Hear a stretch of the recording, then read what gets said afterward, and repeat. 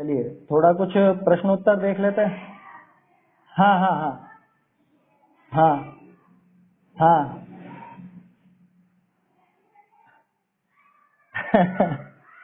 पूर्व रंग की समरी, पूर्व रंग की, हाँ 1 से लेकर 38 तक ले रहे होंगे, है ना। अब उसमें आप देखो तो पहले शुरू में तो आचार्य देव ने सिद्धों को नमस्कार किया, है ना। फिर स्वसमय पर समय की बात आई, उसके बाद फिर आपके उसमें भी समय के दोनों अर्थ दिखाए, दूसरी और तीसरी गाथा में। जिसमें दूसरी गाथा में तो समय का अर्थ आत्मा से बैठेगा और तीसरी गाथा में समय का अर्थ प्रत्येक पदार्थ बैठेगा, क्योंकि तीसरी गाथा की जो टीका है वहां समय का अर्थ इसी तरह से करा, अय गतो धातु माने जो निरंतर परिवर्तनशील हो ऐसा। और उसी की टीका में वो बात मिलती है कि प्रत्येक द्रव्य, जैसा अपन देखते हैं ना, अनादि निधन समस्त वस्तुएं हैं अपने अपने अनुसार ही परिणमित होती है, कोई किसी के अधीन नहीं है, कोई किसी को परिणमित कराती नहीं है, कोई किसी के परिणमित कराने से परिणमित होती नहीं है, प्रत्येक का अपना गुण और पर्याय है। तो वो सारी बातें उसमें मिल जाएंगी दूसरी गाथा में और तीसरी गाथा में। तीसरी गाथा में वस्तु स्वतंत्रता की बात है, माने प्रत्येक द्रव्य का जो प्रत्येक द्रव्य अपने ही गुण पर्यायों में रहता है, अन्य में नहीं रहता, है ना। प्रत्येक द्रव्य अपने ही गुण पर्यायों का चुंबन करके उन्हीं का स्पर्श करके रहता है, अन्य किसी में उसका प्रवेश नहीं है। ये सारी बात तीसरी गाथा में मिलेगी। फिर चौथी गाथा में वो आज तक जीव ने अपनी हितकारी बात नहीं सुनी, काम भोग बंधन की कथा ही सुनी है ना। शुद्ध परिचिदाणु भूदा सवस्त भी काम भोग बंध कहा, तो वो बात उसके अंदर आ जाती है। फिर पांचवी गाथा में आपके आचार्य देव की प्रतिज्ञा है कि मैं उस एकत्व विभक्त आत्मा को अपने निज वैभव से दिखाऊंगा और तुम उसको प्रमाण करना, उसकी परीक्षा करके स्वीकार करना, बिना परीक्षा किए मत मान लेना। ऐसा करके वो पांचवी गाथा में प्रतिज्ञा है आचार्य देव की, है ना। परीक्षा करने की प्रेरणा भी दी और खुद का वो निज वैभव भी बता दिया। उनकी जो अनुभूति है वो कैसे प्रकट हुई है, 4 हेतु दिखाए उसमें, युक्तियों का अवलंबन, परापर गुरु का उपदेश, है ना, शास्त्र का अभ्यास और आत्मानुभव, ऐसा वो सब दिखाया। फिर छठी गाथा में आत्मा का स्वरूप दिखाया, प्रमत्त नहीं अप्रमत्त नहीं, ऐसा। देखिए छठी और सातवीं गाथा को गौर से देखेंगे तो आपको दिखेगा छठी गाथा में तो पर्यायों से भिन्नता दिखाई है, शुभ और अशुभ पर्याय रूप भी में नहीं। उसके बाद सातवीं गाथा में गुणों से, गुण भेद से भिन्नता दिखाई है कि ज्ञान नहीं, दर्शन नहीं, चारित्र नहीं, है ना, माने गुण तो है, गुण भेद नहीं।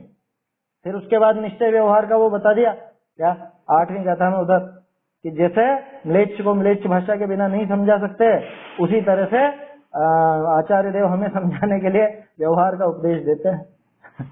ठीक है ना। फिर 9वीं 10वीं गाथा में उनका उदाहरण आ गया, श्रुत केवली की परिभाषा आ गई। 11वीं गाथा जो जैन दर्शन का प्राण है, व्यवहार अभूतार्थ है, निश्चय भूतार्थ है, तो समझदार क्या करेगा, इसलिए व्यवहार को छोड़ करके भूतार्थ की शरण गहो, ऐसा आएगा। फिर 12वीं 13वीं 14वीं गाथा, ये बहुत बढ़िया गाथाएं हैं, है ना। इसके अंदर आपको और विशेषण मिलेंगे आत्मा के, और क्या कहें, आत्मा के विशेषण है एक तरह से उसके अंदर। 13वीं गाथा के अंदर तो उस अनुभूति को ही सम्यक दर्शन कहा है, वो प्रमाण चौथे गुणस्थान में अनुभव का। 13वीं गाथा की टीका में है कलश के पहले, या तो अनुभूति स है सम्यक दर्शन है, इति समस्त में निर्वध्यम, ऐसा और लिख दिया आचार्य देव। फिर उसके बाद आप 15वीं गाथा में आओगे, वहां ज्ञान स्वभाव का, ज्ञान का स्वपर प्रकाशकपना दिखेगा। फिर उसके बाद उसी का पोषण 16वीं 17वीं गाथा में मिलता है। फिर 18वीं गाथा में आचार्य देव कहते हैं कि अगर मोक्ष की अभिलाषा है तो तू जीवन रब को जान, कि सबसे पहले जानने पे जोर दिया 18वीं गाथा में, सबसे पहले जानो। जैसे राजा का उदाहरण दिया ना वहां पर, जिसको नृपति से कुछ काम है तो पहले उस राजा को जान, तो ऐसे जीव राजा को जान 18वीं गाथा में।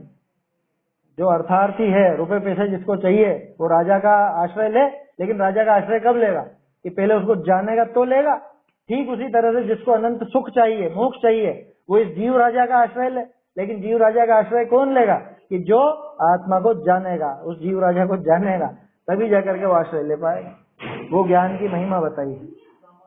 फिर 19, 20, 21 गाथा में वो भेद विज्ञान की गाथाएं हैं, भिन्नता दिखाई वहां से आचार्य देव ने, है ना। भिन्नता क्या दिखाई, ये थे हमारे या हम इनके थे, ये हमारे हैं या हम इनके हैं, ये हमारे होंगे या मैं इनका होऊंगा, ये सारी बात किनके, XYZ सब लगा लेना, शरीर से या घर वालों से या मकान से या संपत्ति से, इनके प्रति। भूत में मैं इनका था, ये मेरे थे, या वर्तमान में मैं इनका हूँ या ये मेरे हैं, भविष्य में मैं इनका होऊंगा या ये मेरे होंगे, ये सारी की सारी बातें ऐसी असंभव कल्पनाएं मूढ़ जन नित ही करें, ऐसा। तो ये भेद विज्ञान कराया वहां पे कि ये सब मूर्खता है, ये जो ये कहता है ना ये मेरा था, है? कब था, कभी नहीं रहा। अनादि अनंत जीव जैसा खुद का शुद्ध स्वरूप है वैसा त्रिकाल रहने वाला है, उसमें परिवर्तन कुछ होता नहीं। और ये मूर्ख की तरह ये मेरा, ये मेरा, ये इसका या मैं इसका, क्या करता भोक्ता यहाँ तक की ज्ञाता भी, वो सारी बातें वहां पे छुड़े। फिर आपको 22-23 गाथा भी इसी के पोषण की मिलेगी। 24वीं गाथा में आचार्य देव कहेंगे जीव का लक्षण, उपयोग लक्षण, है ना, सवर्णो नाण दिथो जीवो वोग लक्षणों नित्यम। इस सर्वज्ञ भगवान के द्वारा कहा गया, क्या कहा गया कि जीव का लक्षण उपयोग, तब जाके तत्वार सूत्र में उपयोग लक्षण मिलता है। वहां है पहले समय सार की 24वीं गाथा में, है ना, और वहीं पे है वो कौन सा, रे दुरात्मन आत्म पंथन है, पहले भी सुना है शायद आप लोगों को, क्या जही जही सतरण अभ्यवहारित्वम, कि जैसे वो हाथी एक, हाँ ये 24वीं गाथा कर लिया था हाँ 24वीं गाथा है वो।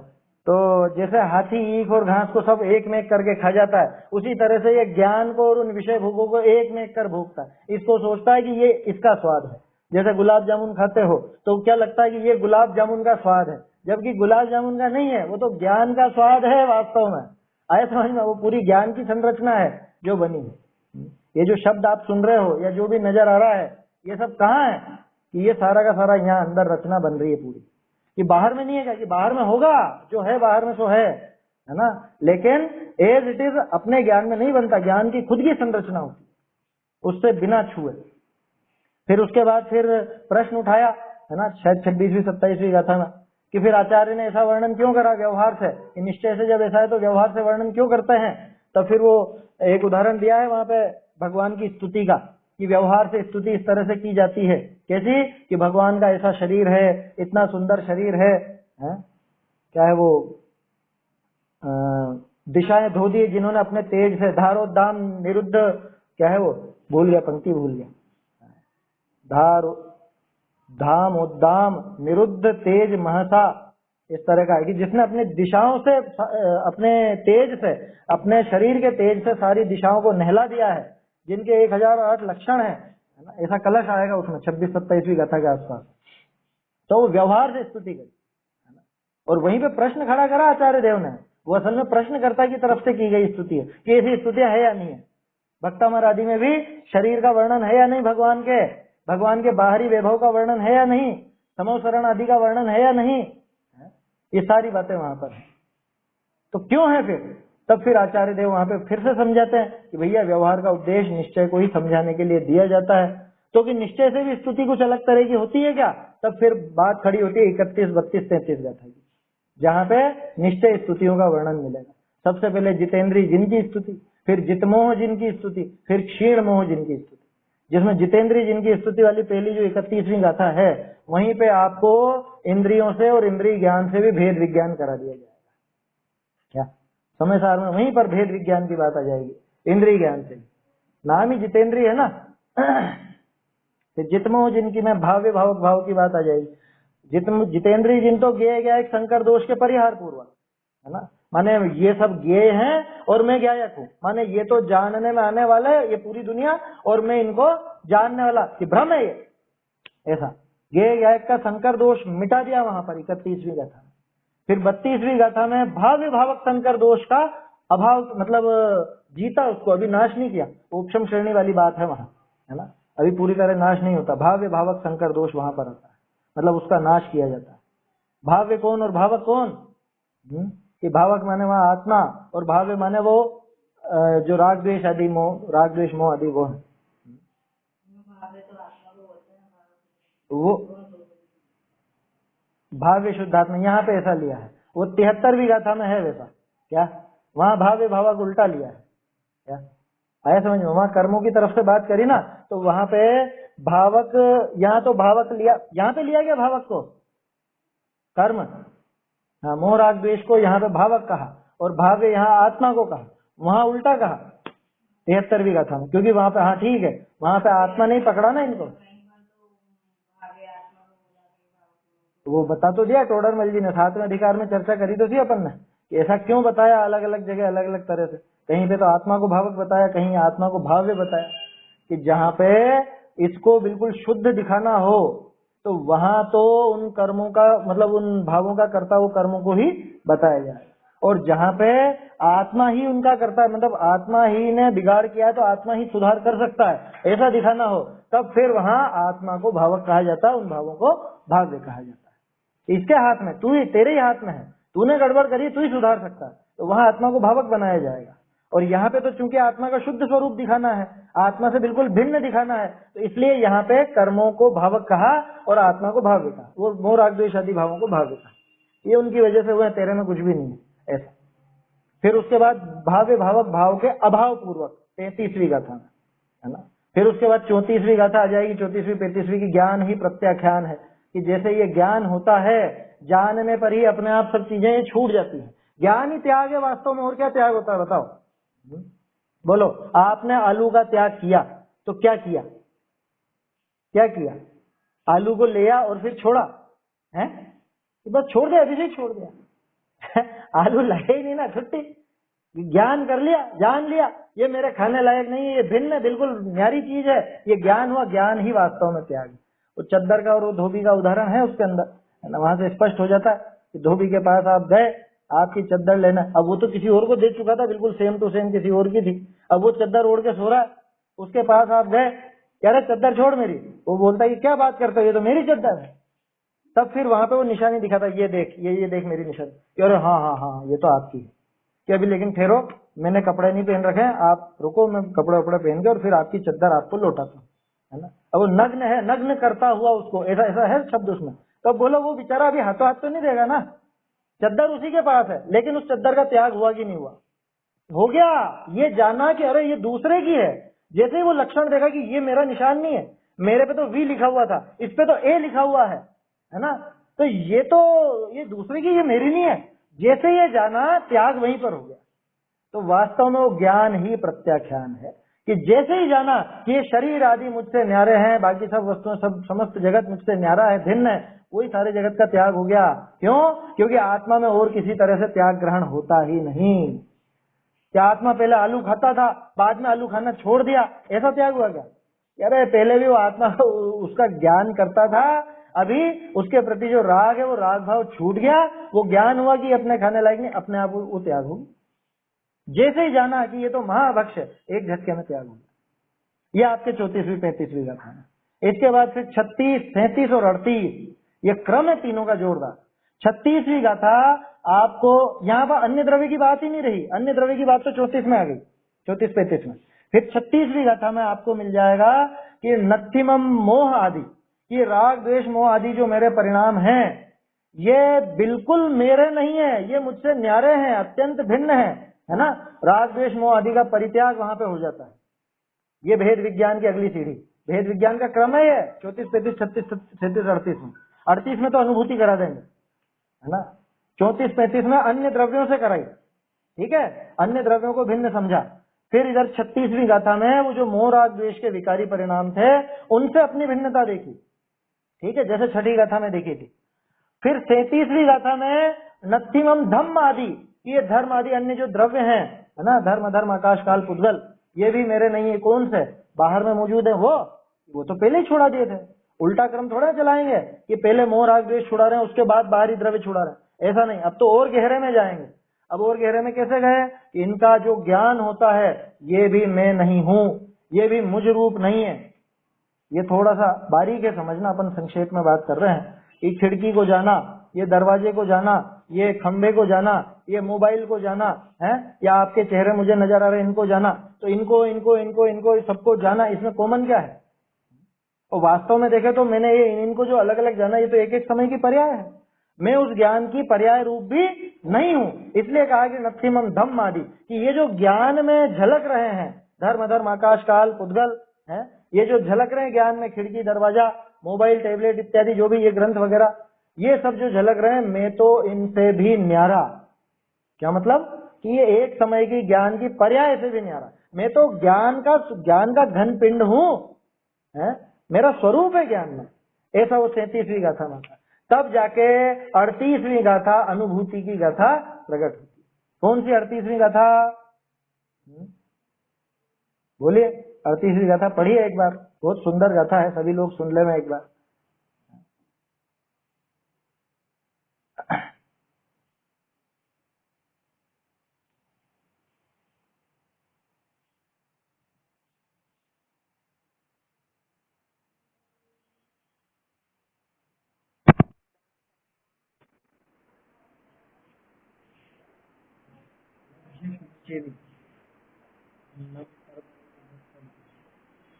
अन्य कुछ भी मेरा नहीं है ना, अन्य कुछ भी रंच मात्र भी मेरा नहीं है। आपको खलु शुद्धो, वो शुद्धता कैसे प्राप्त हुई कि पहले वो बाहरी द्रव्यों से भिन्नता दिखाई, उसके बाद फिर जो वो मोह राग द्वेष परिणाम खड़े होते थे उनसे भिन्नता दिखाई, और उसके बाद फिर कि वो अपने जो ज्ञान की एक एक समय की पर्याय थी उनसे भी भिन्नता दिखाई, तब जाकर के वो शुद्धता सामने आती है।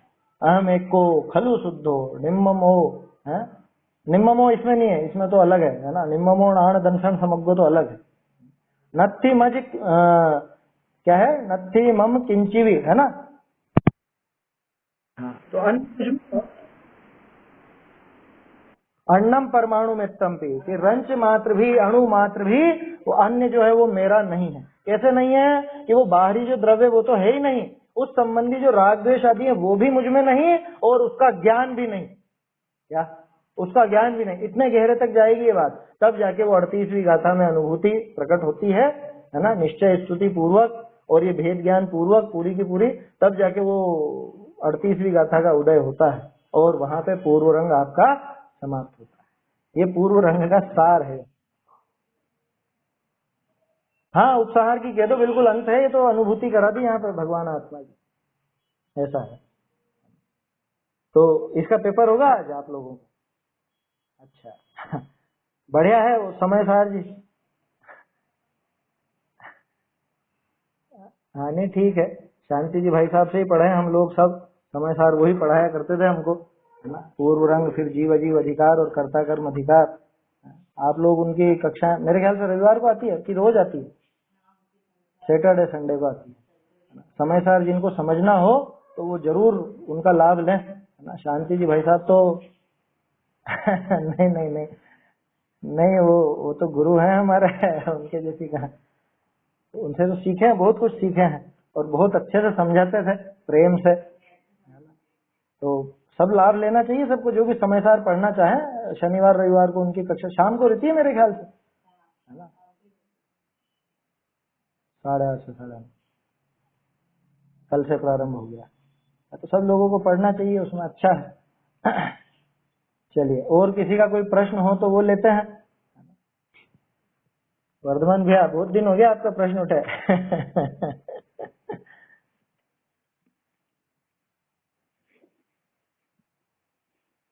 हाँ हाँ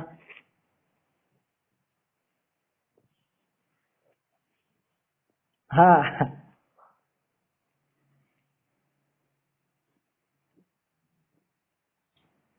हाँ, शरीर में पुरुषार्थ कहाँ है? हाँ,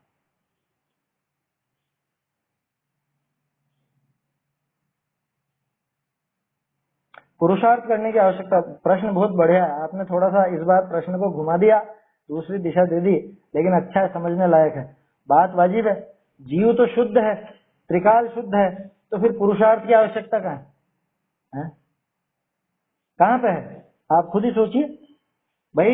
जीव जो अपन बात करते हैं वो कैसा है, क्या है? कि वो द्रव्य है, और द्रव्य जो है वो गुण और पर्याय वाला होता है। गुण पर्यायवत द्रव्य में अपन ने पढ़ा, प्रत्येक द्रव्य द्रव्य गुण पर्यायात्मक होता है ना।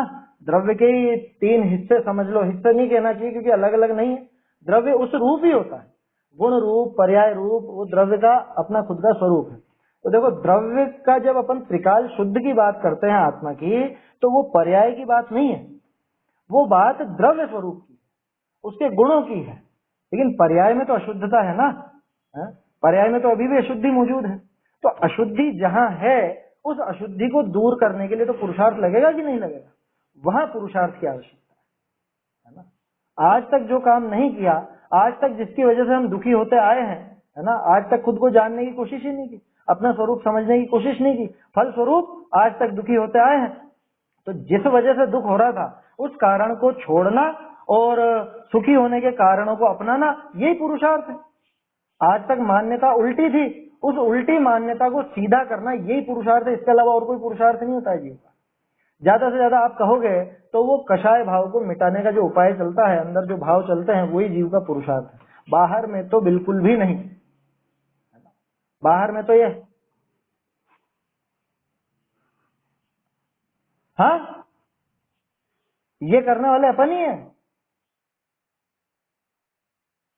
हाँ, कौन करेगा? तो जीव की पर्याय में जीव का ही पुरुषार्थ चलेगा। तो जीव की पर्याय क्या है? जीव की पर्याय बाहर कुछ काम करना, ये जीव की पर्याय है क्या? बाहर में कुछ, जैसे अपन ने ये हाथ इधर से इधर हिलाया, किसकी पर्याय?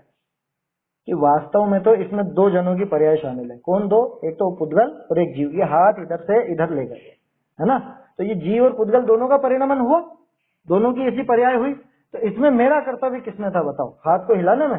कि नहीं, हाथ हिलाने का जो भाव आया, जो भाव मैंने किया, उतना मात्र मेरा कर्तव्य रहा, वही किया वास्तव में। और हमेशा वही करते हैं अपन सोचते हैं मैं ऐसा कर लूं, ऐसा कर लूं, ऐसा हो जाए। ये जो अपने भाव होते हैं, सिर्फ इतना ही अपना पुरुषार्थ समझना, इससे ज्यादा पुरुषार्थ नहीं है। क्यों? क्योंकि मैं पलंग पे पड़ा हूं बिल्कुल निढाल होकर के, क्या बीमार हूं या कुछ भी हूं, अस्पताल में हूं, लकवा लग गया या कुछ भी हो गया, अब हाथ हिलाने की इच्छा तो खूब हो रही है, इधर से उधर गमन करने की इच्छा तो खूब हो रही है कि मैं हाथ हिलाऊं, मैं हिलू डुलूं, इधर से उधर चलूं पैदल, लेकिन हाथ पांव हिल ही नहीं रहे बिल्कुल। ये क्या हुआ? कि वास्तव में उस शरीर पर अपना जोर नहीं है। अपने को समस्या क्या है कि जीव और शरीर, इन दोनों की पर्यायों में परस्पर निमित्त निमित्तिक संबंध है। तो हमें लगता है कि ये किसने हाथ हिलाया, ये मैंने हिलाया, ऐसा लगता है। जबकि वास्तविकता ये कि यहाँ जीव और शरीर ये दोनों का काम हुआ है। अंदर आत्म प्रदेश है, वो भी हिले हैं, ठीक है ना, उनका भी इधर से उधर गमन हुआ है। लेकिन वास्तव में जीव का कार्य कितना रहा? कि हाथ हिलाने का नहीं रहा। ये तो मेरा भाव आया, मुझे ऐसा है कि मैं हाथ हिलाऊं, ठीक है, और ये किस्मत से शरीर का भी योग ऐसा बना कि हाथ यहाँ से यहाँ आ गया, तो मुझे ऐसा लगता है कि हाथ मैंने हिला दिया। जबकि मैंने तो सिर्फ हाथ हिलाने का भाव किया है, आया समझ में? सिर्फ हाथ हिलाने का भाव किया है उस निमित्त से। अब निमित्त इसलिए कह रहे हैं अपन क्योंकि इधर वो भाव हुआ और वो शरीर का परिणमन भी वैसा हो गया। उस निमित्त से ये शरीर का भी परिणमन हो गया, या शरीर के निमित्त से कभी कभी जीव के भाव भी हो जाते। आप चलते हो, ठीक है, आपने सोचा कि मैं चलूं, और उसी के अनुसार आपके शरीर का भी ऐसा गमन हो गया, कदम भी हिल गए और आगे भी बढ़ गए, ये सारा काम भी हो गया। अब आप क्या सोचते हो कि मैं चला, कि अच्छा आप चले। तो जब फिसल गए सीढ़ियों पर, सीढ़ियों से नीचे गिर गए, तो क्या सोच के गिरे थे क्या? तब कोई सोच के नहीं गिरता, वो अपने आप शरीर का परिणमन हुआ, और उस अनुसार जीव के वो आकुलता के परिणाम भी परस्पर अपने आप निमित्त निमित्तिक संबंध से वैसे हो जाते हैं। तो जीव का पुरुषार्थ तो जीव के भावों में ही चलता है, ये असलियत है। ये अभी अपने को समझना थोड़ा सा मुश्किल इसलिए लगता है क्योंकि अभी जैसा अपन सोचते हैं और वैसा परिणमन हो जाता है, वैसा दिखता है। मैंने सोचा हाथ हिलाऊं और ये हाथ हिल गया, लेकिन कभी जब विपरीतता हो तब विचार करके देखो कि अब मेरा कर्तव्य क्या है। ये हाथ यूं मोड़ा मैंने, ठीक है ना, मेरी इच्छा हुई कि हाथ मोड़ दिया। किसने मोड़ा? किसने मोड़ा? कि मैंने हाथ को ऐसे मोड़ दिया। कि तू मोड़ने का करता हो तो पीछे मोड़ के बता ना, कि पीछे क्यों नहीं मुड़ता है? कह रहे पीछे मुड़ता नहीं है, तो यूं बोलना कि आगे मुड़ जाता है। समझ में आ रही है बात? आगे मुड़ जाता है, मेरे भाव भी होते हैं और ये आगे मुड़ भी जाता है, तो ऐसा कहने में आ जाता है कि मैंने मुड़ा। अब मेरे भाव हो रहे हैं कि पीछे भी मुड़े, लेकिन नहीं मुड़ रहा। होता है ना ऐसा कई बार, बच्चों को कलाबाजी खाते हुए देख करके, और आपका भी मन होता अपन भी ऐसे ऐसे उछले, अपन भी ऐसा खेल कूद करें, लेकिन अब ऐसी उम्र हो गई, हाथ पांव कड़क हो गए, अब वैसा होता ही नहीं। तो छोटे छोटे बच्चे छलांगे लगाते रहते हैं इधर से उधर, और अपन घबराते हैं कि अपने को पता है शरीर की स्थिति कि अभी अपन कूद फांद करेंगे और कहीं पे भी मोच आ जाएगी, कहीं पे कुछ पैर मुड़ जाएगा, हाथ मुड़ जाएगा। नहीं होता है, क्यों? अगर हम करता हो तो अपने हिसाब से क्यों नहीं कर ले? तो छलांग लगाता है ना कोई, समझ लो 5 फुट की छलांग लगे, 5 की क्यों लगा के रह गया, 6 की क्यों नहीं लगा ली? 5 फुट की क्यों लगा ली, 6 की लगा लेता, 7 की लगा लेता, वर्ल्ड रिकॉर्ड बना लेता। ये वास्तव में वो शरीर का परिणमन वैसा ही होना था। इसके तो भाव थे कि मैं इतनी दूर कूदूं, लेकिन कूद ही नहीं पाया। नहीं होता ऐसा? अरे सपने में आप देखते हो ये कूदा, ये छलांग लगाई, और पता चला पलंग से लुढ़क करके नीचे गिर गई। कहाँ लगी छलांग? वहाँ भाव तो ऐसे थे कि इतनी इतनी लंबी छलांग लगा दी मैंने, और देखा तो वहां पे पलंग से लुढ़क करके नीचे गिर गए, और वहाँ जो भी दांत वांत टूटा तो दांत टूट गए। ये परिस्थितियां हो जाती है। तो वास्तव में शरीर के परिणमन का कर्ता शरीर ही है, उद्गल ही है, जीव के भावों का कर्ता जीव है, और जीव का पुरुषार्थ जीव के भावों में ही चलता है। जीव के भावों में ज्यादा से ज्यादा वो शुभ अशुभ परिणाम जो होते हैं उनमें, इससे ज्यादा कहीं जीव का कोई कर्तव्य नहीं है, कर्तृत्व नहीं, वहां कोई पुरुषार्थ उसका चलता है। ऐसा है। और तो जितना आप उसको घोटोगे ना, जितना उस पर और विचार करोगे, वो अच्छा पक्का होता जाए। बढ़िया है, बार बार आना चाहिए चीज। भेद विज्ञान का जनक है ये विचार, है ना? ये तत्व विचार, तत्व चिंतन होना ही चाहिए, कोई दिक्कत नहीं है उसमें। सैकड़ों बार प्रश्न उठे, भले भले एक ही प्रश्न 1000 बार उठे, लेकिन वो चिंतन चलता रहेगा ना, तो धीरे धीरे पक्का होगा। बाकी तो और भेद विज्ञान परक अपने को बातें पढ़नी चाहिए, सुननी चाहिए, बहुत सुंदर सुंदर बातें हैं। देखो मैं तो व्यक्तिगत जो अभ्यास करता हूँ वो बताता हूँ आप लोगों को। सबसे ज्यादा आपको भेद विज्ञान का माल मिलेगा बाबूजी की तत्व चर्चाओं में, प्रवचनों से भी ज्यादा। व्यक्तिगत जो तत्व चर्चा है ना, अभी कुछ और तैयार कर रहे हैं हम लोग, तो वो भी अब जल्द से जल्द चढ़ाएंगे। बहुत सुंदर बाबूजी के आखिरी वर्षों की, मतलब सुन के ऐसा सुनते ही आनंद आ जाएगा। ऐसा आया समझ में? कल ही शाम को सुन रहे थे मैं और मेरे पापा, तो बहुत अच्छा लगता है। मतलब उससे और विचार चलते हैं ना, बहुत शांति मिलती है, बहुत आनंद आएगा वो सब सुन करके। आपको चढ़ाएंगे जैसे भी तैयार हो।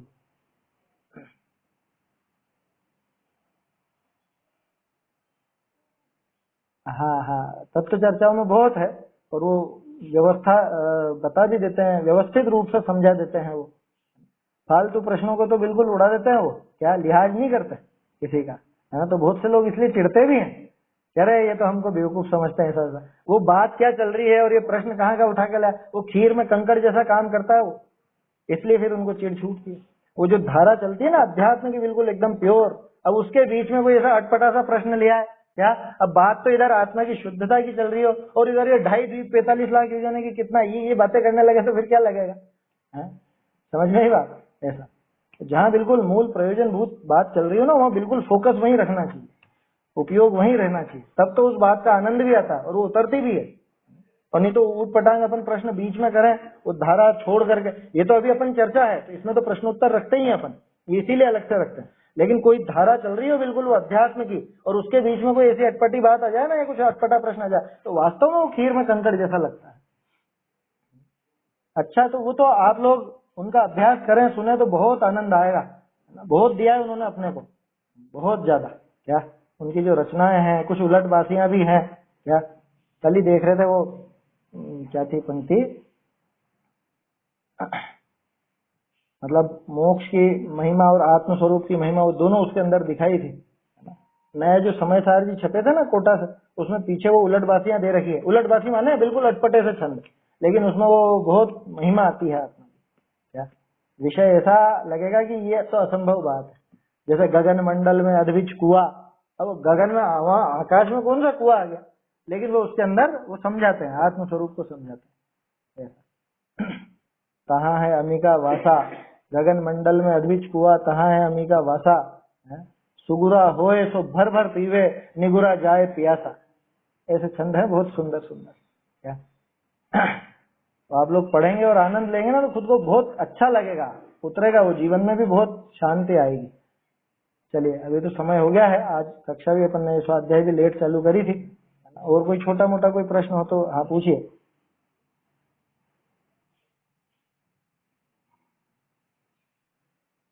सहज के अलग अलग जगह पे अलग अलग अर्थ होते हैं, है ना? वैसे सहज का एक अर्थ होता है साथ में पैदा हुआ, सहज, जुड़वा बच्चों को भी सहज कहा जाता है, कि साथ साथ पैदा हुआ। और सहज का यहाँ जो आप जो प्रश्न कर रहे हो ना अध्यात्म के हिसाब से, वहाँ सहजता के ऊपर। हाँ, सहजता का मतलब सहज जानो, सहज देखो, जो हो रहा है बिल्कुल अपने क्रम के अनुसार ही हो रहा है। केवल ज्ञानी भगवान ने जाना है तो उसको जैसे केवली भगवान सहज रूप से जान रहे, ऐसा सहज रूप से जानो, यह है। लेकिन वो अभी समझने के लिए बहुत तैयारी की जरूरत है। वो बात लगने में सरल लगती है, लेकिन उस बात के बहाने स्वच्छंदता भी खड़ी करने में देर नहीं करते हैं लोग। बात क्या, हम तो सहज रूप से कर रहे हैं, सहज रूप से अभक्ष भक्षण भी हो रहा, सहज हो रहा, सहज है, हम विकल्प नहीं करते, जो आ जाए जो खा लेते हैं। ऐसी सहजता नहीं होती, इसका नाम सहजता नहीं है, इसका नाम स्वच्छंदता है। तो सहजता क्या है, वो अध्यात्म की बारीकी से ही समझ में आएगी। पहले अपना स्वरूप समझे ना, जब ये मालूम पड़े कि बाहर में मेरा कुछ भी कर्तृत्व नहीं है, मैं बाहर का कुछ भी करता धरता हरता नहीं हूँ, तब अब बाहर में जो भी कुछ परिणमन हो रहा होगा वो अपने आप ही सहज रूप से स्वीकृत होगा या नहीं, अपने आप सहज स्वीकृत होगा। उसका नाम सहजता है। ऐसा नहीं है सहजता कि ले आओ भैया, ले आओ कुछ भी, तुम्हारे यहाँ जो भी बनाओ ले आओ, हम तो सहज रूप से सब खा लेंगे। ये बिस्किट भी खा लेंगे, बाजार के टोफियां भी खा लेंगे, आलू प्याज लहसन भी खा लेंगे, रात में भी सहज रूप से खा लेते हैं, दिन में भी सहज रूप से खा लेते हैं। ये सहजता नहीं है, इसका नाम स्वच्छंदता। तो सहजता को समझना, सुनने में तो सहजता बहुत अच्छी लगती है ना। वो जो उन्होंने विषय लिखा भी है ना, वो बारीकी से समझने लायक है। क्या, उन्होंने तो अध्यात्म की बारीकी से लिखा है, अभी तो पढ़ने वाले की जिम्मेदारी है कि वो उसको कैसे ग्रहण कर रहा है। ऐसा सहजात इति सहजः, क्या, साथ साथ, साथ का मतलब सह, ज मतलब पैदा होने वाला, तो जो साथ साथ पैदा हो उसको सहज कहते हैं। ऐसा, वो तो पर्यायवाची शब्द है हिंदी व्याकरण के, उससे कोई लेना देना नहीं यहाँ पर। यहाँ तो ऐसा लगाना कि मेरे साथ में कौन पैदा हुआ, साथ में पैदा हुआ मतलब अनादिकाल से मेरे साथ कौन है, कि मेरा ज्ञान स्वभाव, तो वो ज्ञान स्वभाव मेरा सहजात है, वो मेरा सहज है। आए समझ में, वो सहज भाव, अपने ज्ञान स्वभाव को सहज भाव कहा जाता है। ऐसा वहां समझना चाहिए। नहीं, उनको सहज नहीं कहते, लेकिन कर्म अनादिकाल से अपने साथ हो भले, लेकिन उनको सहज नहीं कहेंगे, क्योंकि सहज जब स्वभाव दिखा रहे हैं ना, तो स्वभाव की बात होगी। ऐसी सहजता देखनी जिससे उन्नति हो। तो कर्मों को देख करके क्या हासिल होगा, अनादिकाल से कर्म भी साथ में, वो भी सहज है, तो वो जीव का सहज स्वभाव हो गया क्या? नहीं, सहज स्वभाव माने वो कि जो है हमेशा से और रहेगा हमेशा। बीच में आपको कुछ उसके परिणमन थोड़ा ऊपर नीचे आगे पीछे दिख जाए, लेकिन छूटेगा नहीं। तो बोलो, ज्ञान जब हम निगोद में गए तब भी ज्ञान स्वभाव था, अभी भी है, देव हो जाए तो भी रहेगा, कम ज्यादा हो जाएगा ये अलग बात है। निगोद में बिल्कुल एकदम न्यूनतम हो जाएगा, देव आदि गति में थोड़ा ज्यादा हो जाएगा, अवधि ज्ञान आदि भी हो जाएगा, लेकिन ज्ञान स्वभाव तो हमेशा रहा ना। तो इसलिए ज्ञान को सहज स्वभाव कहा जाता है। कषाय अपना सहज स्वभाव नहीं है, कषायों का नाम दिया है विभाव। क्यों? क्योंकि वो पर द्रव्य के निमित्त से ही पैदा होती है, पर द्रव्य के निमित्त बिना पैदा नहीं होती। ये अपन ने देखा है, सातवें अधिकार में देखा है कैसे भिन्नता दिखाई है। आया समझ में? उसमें निश्चित रूप से उसमें परद्रव्य का कुछ ना कुछ योग चाहिए, उसके बिना नहीं होती। न शुभ भाव होंगे परद्रव्य के निमित्त बिना, न अशुभ भाव होंगे परद्रव्य के निमित्त बिना। तो जिसमें परद्रव्य का सहयोग चाहिए, जिसमें परद्रव्य निमित्त बने, वो कभी सहज नहीं हो सकता। सहज कौन होगा कि जो बिना किसी द्रव्य के, परद्रव्य के निमित्त के बिना ही अपने आप रहे, वो होगा सहज स्वभाव। तो अपना ज्ञान स्वभाव हमेशा रहता है, परद्रव्य कोई हो चाहे नहीं हो। हाँ बिल्कुल, ध्रुव आत्मा को ही सहज स्वभाव कहते हैं। आत्मा का जो ज्ञान स्वभाव है ना, अपना शुद्ध स्वभाव है, उसको सहज स्वभाव कहा जाता है। चलिए ठीक है, अच्छा है, चर्चाएं तो होती रहनी चाहिए ना। पिछले रविवार को तो हो नहीं पाई थी कुछ भी, प्रश्नोत्तर भी नहीं हो पाए थे ना, थोड़ा बाहर थे हम लोग पारिवारिक आयोजन था, शादी थी, तो क्या करते हैं। चलिए समाप्त करते हैं, है ना। आगे की चर्चा फिर कल करेंगे अपन आत्मानुशासन। निज निधि निज में बताई यह अनंत उपकार है, इसके लिए जिन वाणी माँ को वंदना शुत बार है, वंदना शुत बार है।